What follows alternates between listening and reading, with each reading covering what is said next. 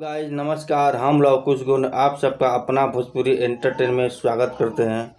तो गाइस आज की इस वीडियो में हम आपको बताएंगे भोजपुरी के सुपरस्टार खेसारी लाल यादव का बोल बम का सॉन्ग आ चुका है आप लोग के बीच। तो वीडियो को लास्ट तक देखना। अगर पसंद आए तो एक लाइक और कमेंट हमें जरूर करना।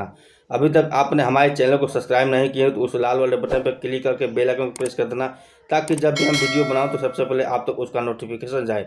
तो चलिए आगे वीडियो को स्टार्ट करते हैं।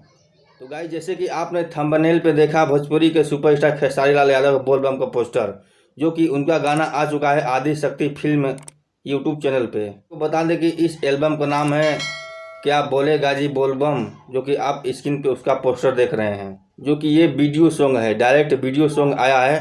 तो गाइस आपको बता दें कि इस गाने को गाए हैं खेसारी लाल यादव और अंतरा सिंह प्रियंका ने।